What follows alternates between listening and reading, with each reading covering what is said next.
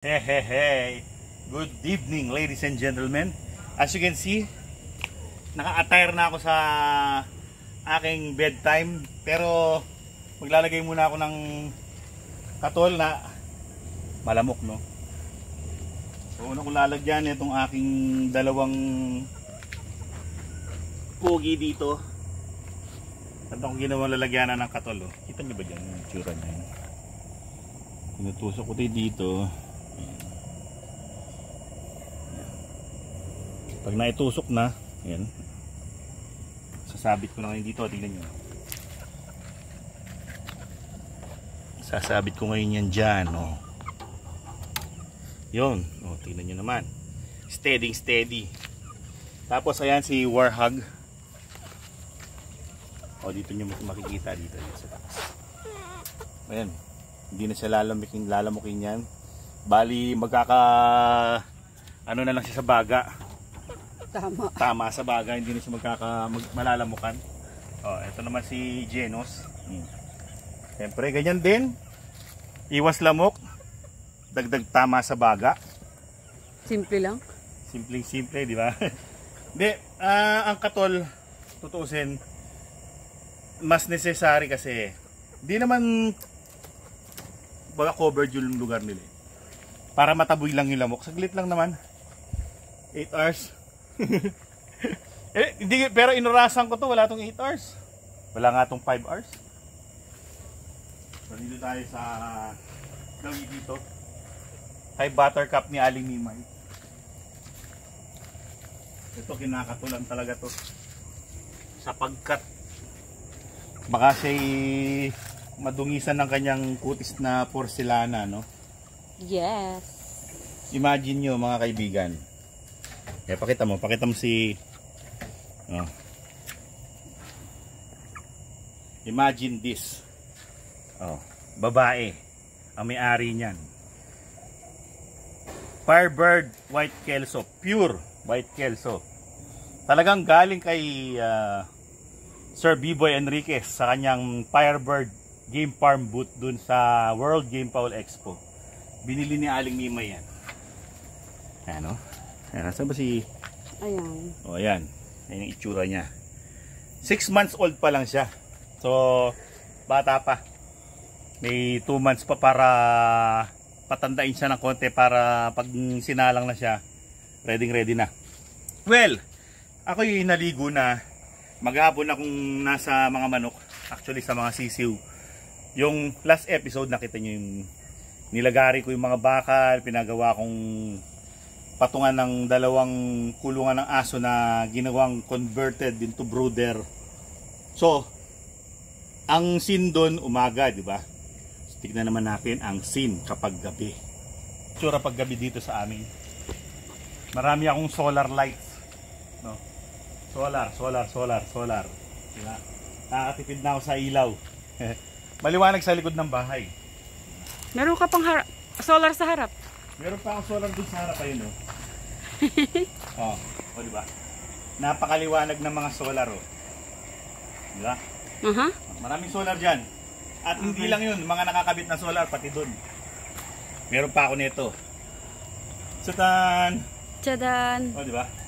Pwede itong tinatayo. Tatayo mo lang yan.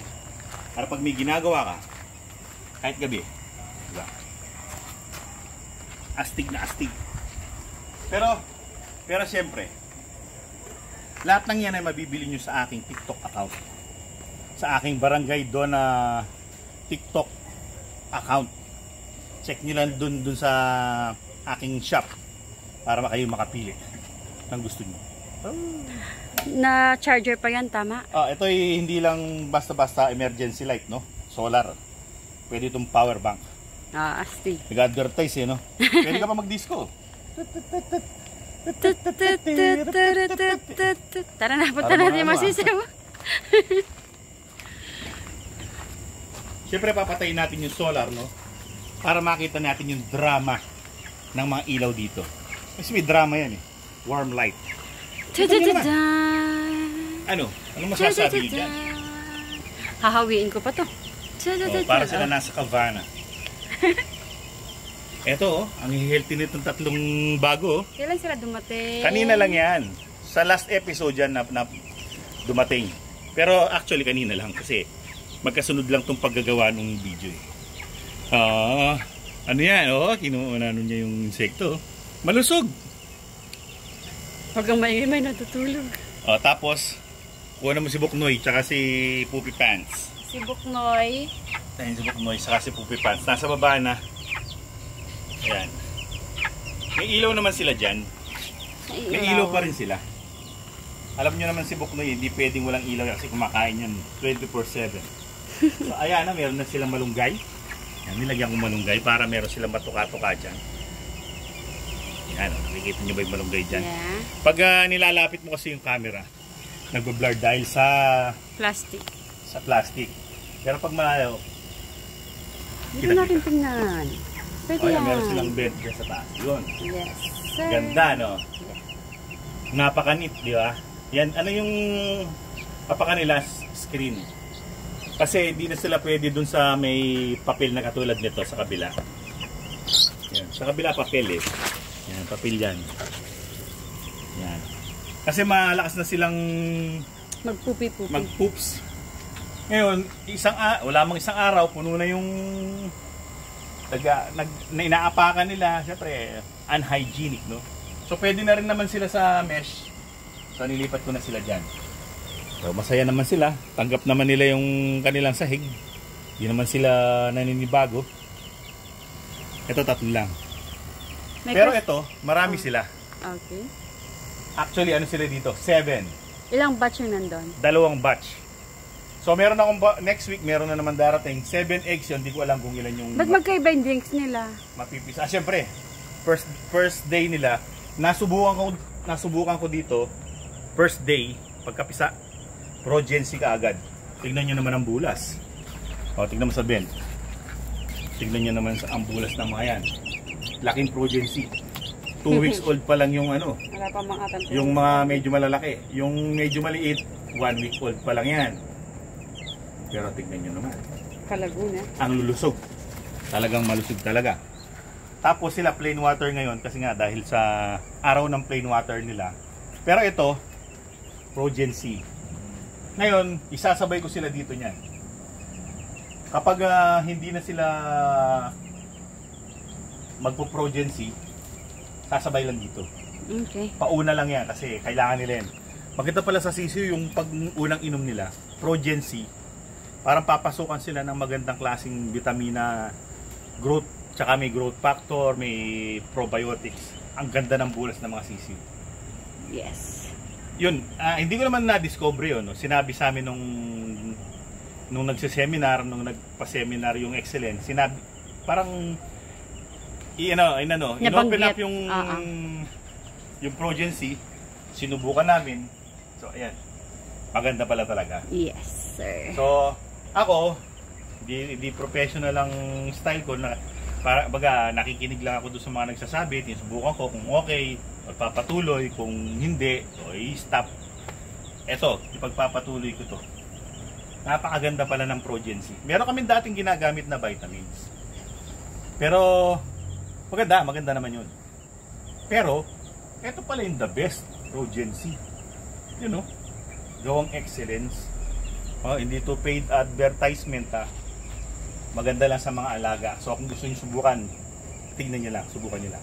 Tingnan nyo lang sa aking TikTok shop, Aling Mimay Show, mayroon akong Progency doon. Meron din ako nun sa aking TikTok shop. Di ba?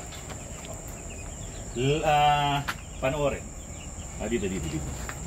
Mas maganda makita natin ito sa live telecast. Tingnan niyo yun, napaka-convenient ng aking pinto. Diba? Makikita nyo na sila mabuti. Yan sila. Kita nyo ba yan? Ang galing ng mga yan. Diba?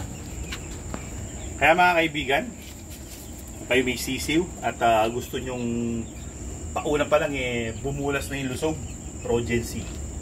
Kami, Progency. O kanina lang yan. Tingnan nyo kagad yung kilos nila. Bagong pisa lang kanina yan. Kala mo mga isang araw na, parang 2 days na sila. Iba talaga. No? Well, mga kaibigan, yan ang aming gabi.